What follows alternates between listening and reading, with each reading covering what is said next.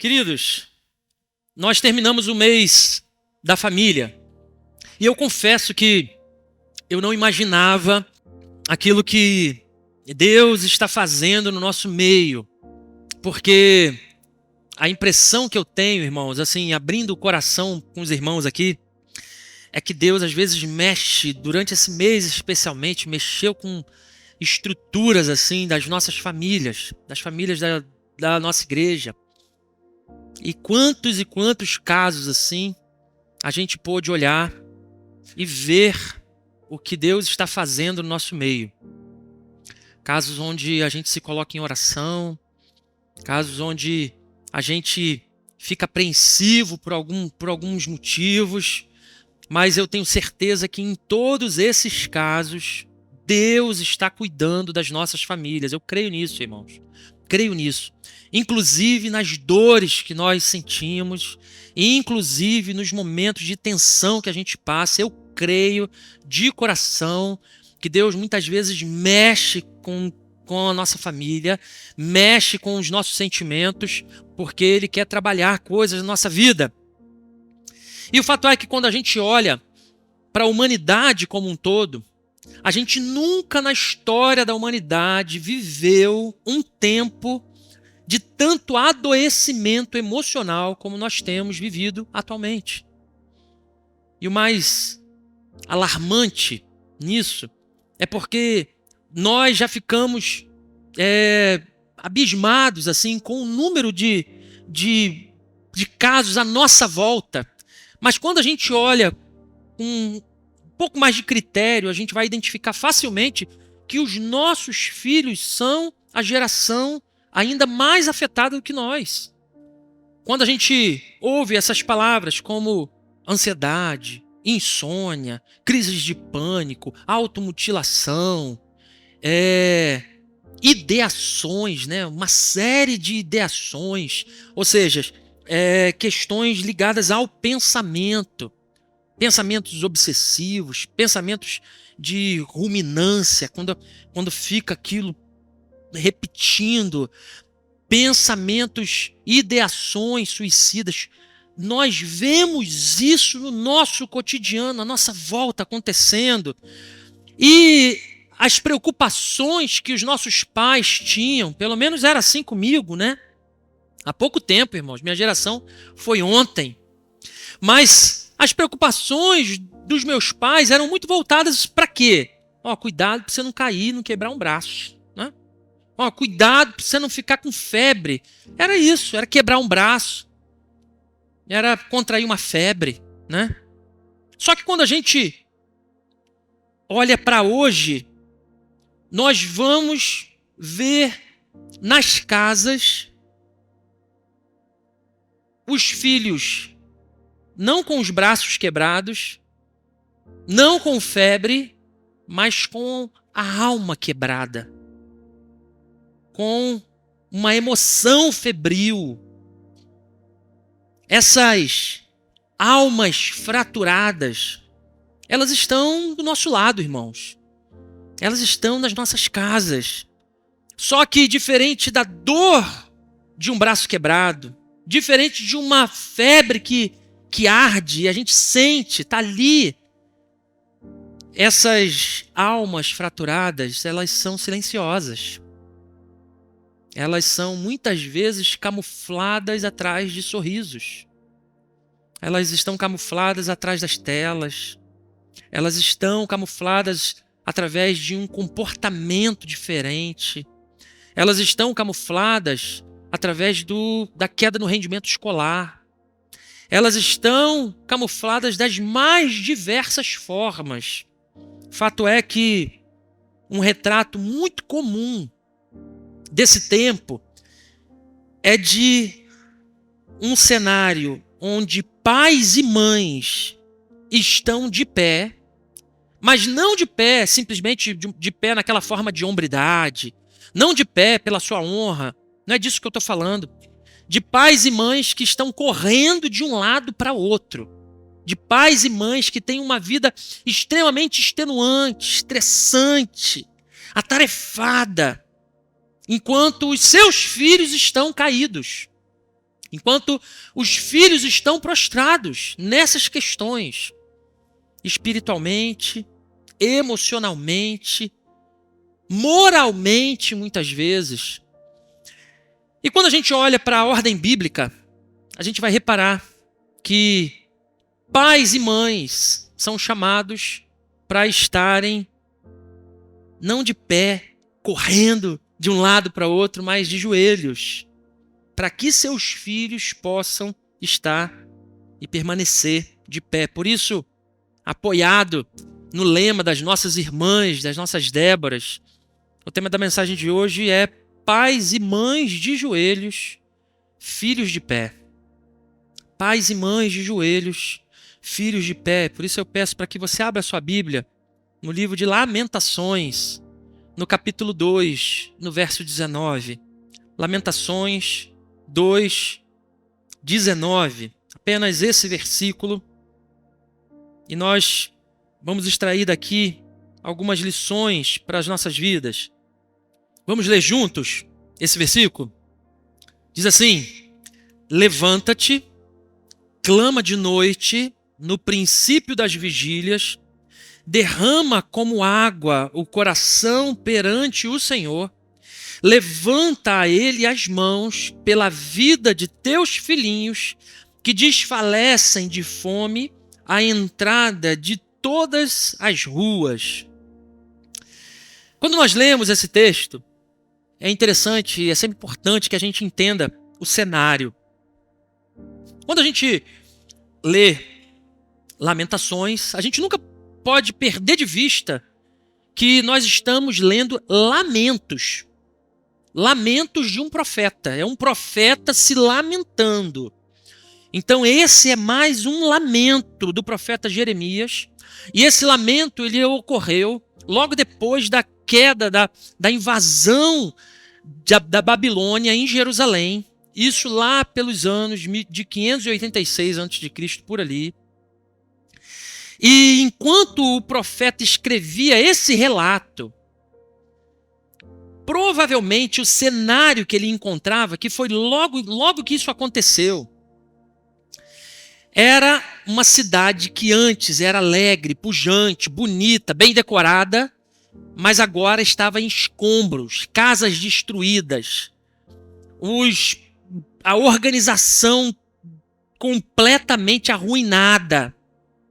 O templo estava destruído, as famílias estavam tristes, o povo estava sofrendo.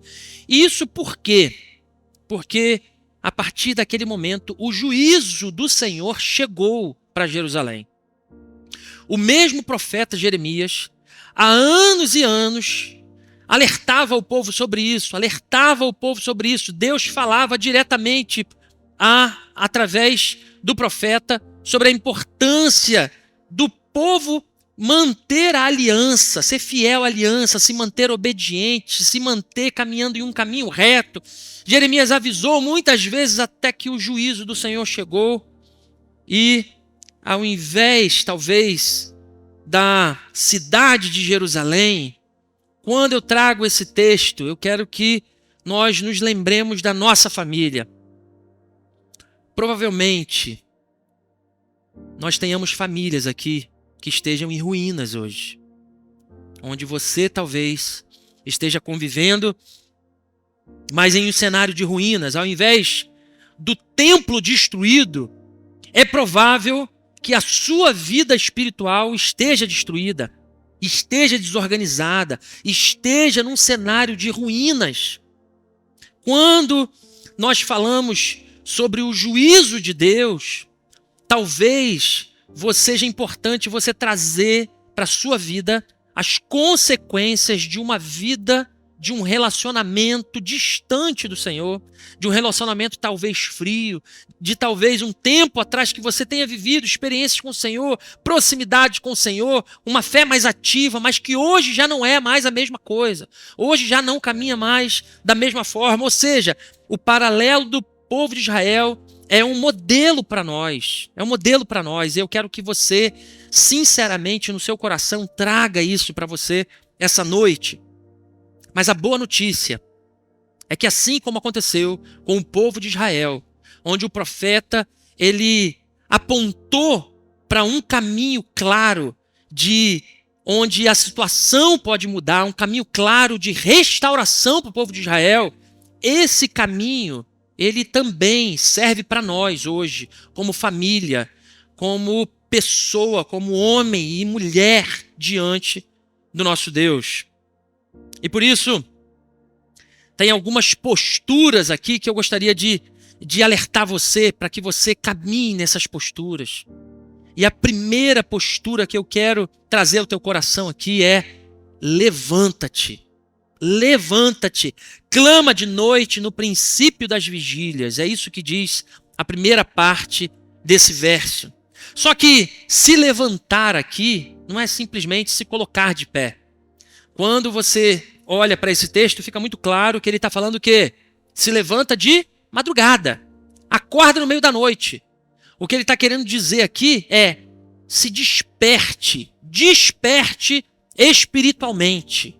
Desperte espiritualmente. O que isso significa? Significa que, mesmo diante da dor, mesmo em meio aos escombros, existe algo que você, pai, que você, mãe, que você pode fazer. Você pode e deve se levantar espiritualmente. Você deve se despertar espiritualmente. Esse não é um levantar físico, meus irmãos, mas é um despertar da alma. É acordar uma fé adormecida. E não mais se conformar com o atual cenário que talvez você e sua família estejam vivendo. Muitos pais hoje estão de pé no corpo, mas com esse espírito agitado, com esse espírito assoberbado, adormecidos, na verdade, na sua fé. Estão de pé, agitados para um lado e para o outro, sobrecarregados, estressados, mas a sua fé dorme em berço esplêndido. Estão lutando, estão correndo atrás, como a gente costuma dizer, estão resolvendo mil coisas, mas esquecendo de lutar a batalha mais importante da nossa vida, que é se colocar no lugar de oração, que é batalhar espiritualmente para nossa vida como família, para a vida da nossa casa, para a vida dos nossos filhos. Levantar-se, então, no contexto de Jeremias, é uma convocação para retomar um lugar de intercessão. É como se Deus dissesse para mim e para você: pais, você tem visto os seus filhos? Você tem analisado como está a fé deles? Então, levante-se para orar. Levante-se para clamar. Levante-se para crer outra vez. É tempo de pais e mães se despertarem espiritualmente. Se você crê e concorda nisso, diga amém, meu irmão.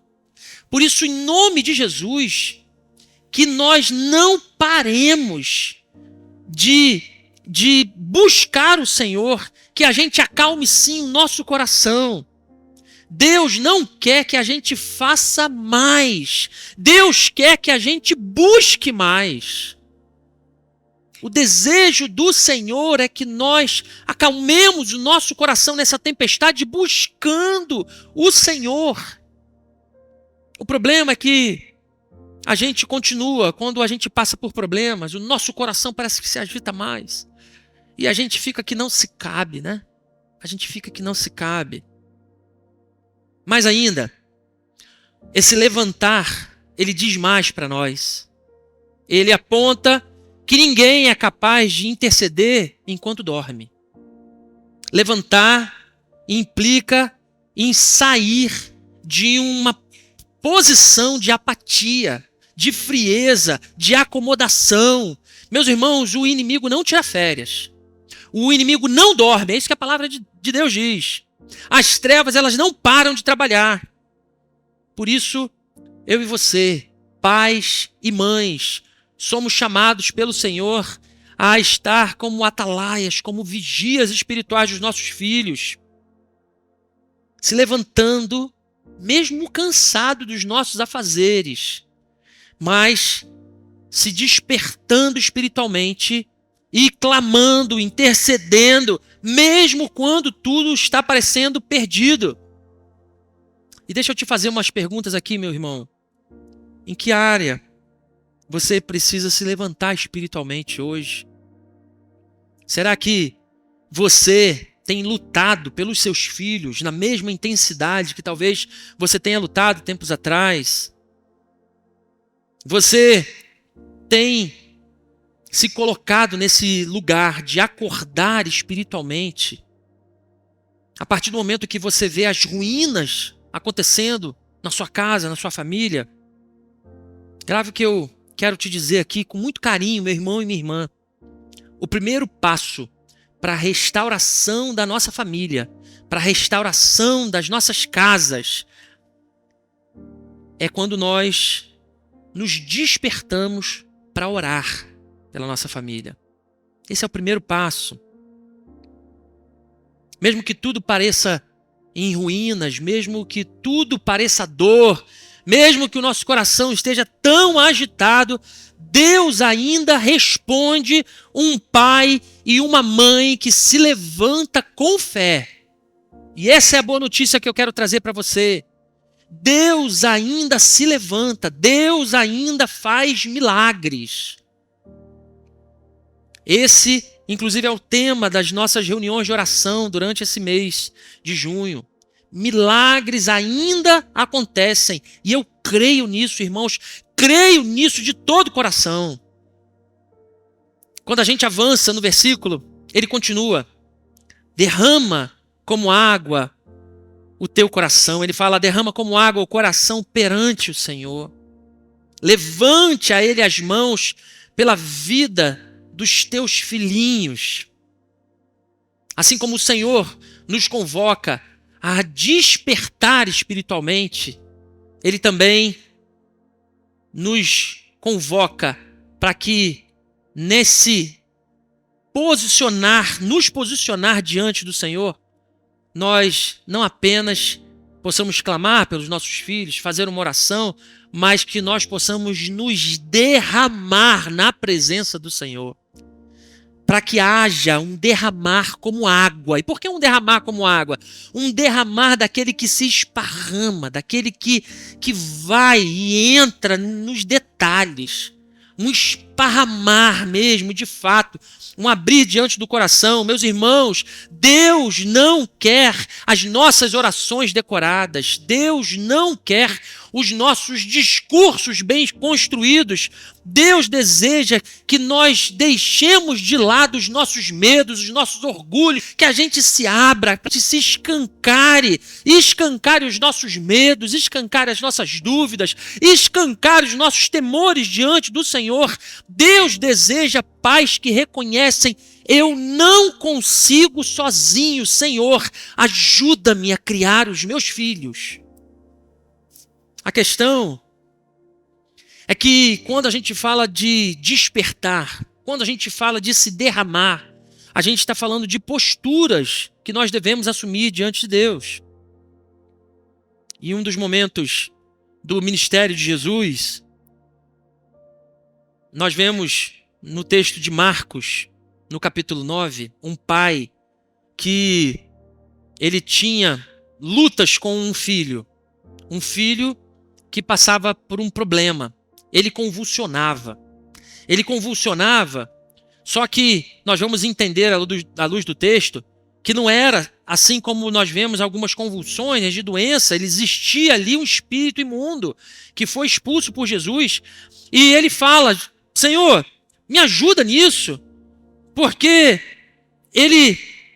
meu filho tem sofrido algumas dores, Senhor, meu filho tem passado por alguns problemas de saúde, e se o Senhor puder fazer alguma coisa, a gente vai receber de muito bom grado, Senhor. Ele diz lá, Marcos 9, a partir do verso 21, Jesus faz uma pergunta: há quanto tempo esse menino passa por isso? E ele fala desde a infância, ou seja, quando ele fala desde a infância, ele está querendo dizer o quê? Já tem anos que isso aqui acontece. Já tem anos que a gente sofre com esse problema na nossa casa. Muitas vezes ele completa. Ele se lança sobre o fogo, ele se lança sobre a água, e às vezes parece que o Espírito quer matar ele. Mas se o Senhor pode fazer alguma coisa, tem compaixão. Ajude-nos, ajude-nos. E aí Jesus faz uma pergunta simples, 2 palavras. Ele pergunta, se podes? Se podes? E ele completa com uma frase que nós repetimos muito no nosso contexto cristão. Tudo é possível àquele que crê. Se podes. Tudo é possível àquele que crê.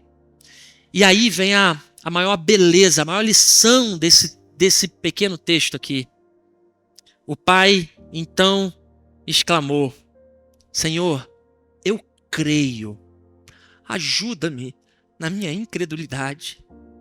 Ajuda-me na minha incredulidade.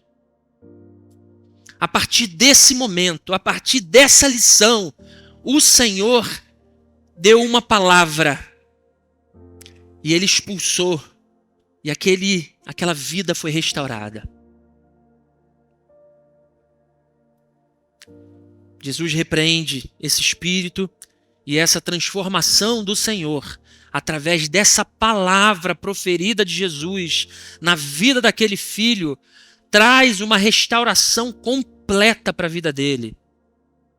Meu irmão, talvez no seu coração hoje, você talvez até pense que que Deus tem sido injusto com você. Talvez você faça perguntas para o Senhor, por que a gente está passando isso, né? Por que a gente está vivendo? Eu não sei como você carrega essas questões no teu coração, essas lutas que talvez você esteja enfrentando, mas é comum que às vezes a gente se coloque até um pouco decepcionado com Deus, né? Pensando que Deus podia fazer algo a mais ao seu favor. Só que quando a gente olha para a palavra do Senhor com mais carinho, nós vamos notar que homens e mulheres de Deus que viveram o extraordinário do Senhor, eles viveram em nenhum desses casos esperando. Quando a gente olha que o nosso patriarca, que a gente falou tanto durante o mês de maio, Abraão, ele teve que rumo ao desconhecido, ele teve que seguir por um caminho, ele teve que abandonar a sua família, ir para um local que ele não conhecia e confiando em uma promessa que Deus deu para ele. Quando a gente olha a vida de Moisés, era uma vida confortável, uma vida que ele tinha todas as regalias, porque ele estava na família real, mas ele foi chamado ao deserto com uma promessa e confiando que Deus estaria à frente em tudo que acontecesse. E foram anos e anos de luta, mas o tempo todo alimentando essa confiança.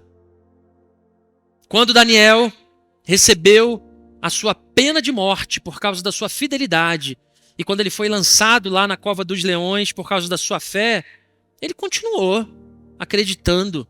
Apesar daquele cenário ali que respirava morte, ele continuou firme, sabendo que Deus seria com ele. De uma forma ou de outra, Deus seria com ele. Talvez hoje o seu coração esteja como daquele pai que se encontrou com Jesus, que precisa ajustar a rota na sua fé, que precisa entender que além da cura dos nossos filhos, além da cura das emoções, além da cura física que talvez a nossa família esteja precisando, existe uma cura mais importante que é ajustar a rota da nossa família, que é ajustar a rota do teu coração, que é retomar uma caminhada de fé, centrado nos caminhos do Senhor. Talvez a oração que você precisa fazer hoje é: Senhor, ajuda-me a vencer a minha incredulidade. Meu irmão, minha irmã, deixa eu falar uma coisa para você aqui. Ninguém é capaz de experimentar o sobrenatural de Deus parado, de braços cruzados, com um coração endurecido, com uma fé fria. Ninguém é capaz de viver o extraordinário do Senhor com essas posturas. Deus nos convida a despertar. Deus nos convida a derramar o nosso coração. E se derramar é uma condição de rendição diante de Deus. Se derramar é quando nós confiamos a Deus o controle da nossa vida, nós tiramos das nossas mãos, nós entregamos ao Senhor com toda a confiança o controle, sabendo que nas mãos do Senhor está todo o poder, está toda a autoridade e toda a capacidade de restaurar a nossa vida e a vida da nossa família. Senhor, eu não quero simplesmente ter filhos bem-sucedidos, mas sim filhos que sejam revestidos das virtudes de Cristo. Senhor, faz morada nos corações dos meus filhos, porque é isso que importa, Senhor. No final das contas, é isso que importa. Senhor, ajuda-me na minha incredulidade. Ajuda-me na minha frieza. Querido pai, querida mãe, a pergunta que precisa ecoar no seu coração hoje é: diante desse cenário, como é que você tem lutado pelos seus filhos? Com que armas essas lutas têm acontecido? É tempo de se levantar, é tempo de clamar, é tempo de derramar o nosso coração. Que em nome de Jesus a gente não espere pelas ruínas maiores acontecerem para aí sim, quando tudo estiver perdido, a gente começar a orar.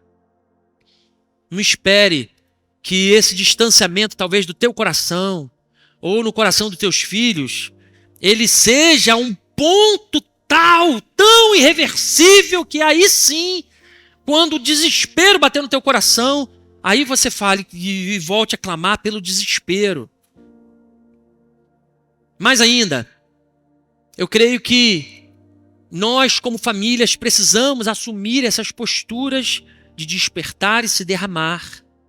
E também de não mais culpar a escola, não mais culpar a tia, não mais culpar as telas, não mais culpar os amiguinhos que estão próximos, não mais culpar a sogra, a mãe, as tias, não mais culpar a tecnologia. Quem converte o coração, quem mexe com as estruturas, quem é capaz de transformar é o Espírito Santo do Senhor. E a Ele nós buscaremos quando nós quisermos voltar ao altar do Senhor. O despertar e o se derramar tem a ver com uma total entrega e um clamor para que o Espírito Santo tome conta do nosso coração, que o Espírito Santo acalme a tempestade, que o Espírito Santo ocupe o lugar emocionalmente adoecido nos corações dos nossos filhos, porque pais de joelhos, pais que se derramam, geram filhos que se colocam e permanecem de pé. Se você deseja essa transformação na sua casa, meu irmão, em nome de Jesus, que essa transformação comece por você. Por você. Não é pela sua esposa, não é pelo seu filho, não é por um profissional que talvez esteja acompanhando vocês, mas que ela, em nome de Jesus, comece por você. Isso não é sobre os seus filhos, isso é sobre o que Deus precisa ouvir de você. E talvez o que Deus deseja ouvir de você é sobre a sua incredulidade. E se hoje, assim como aquele pai, você só tem isso para dizer ao Senhor, isso já é um bom começo. Isso já é um caminho a ser seguido.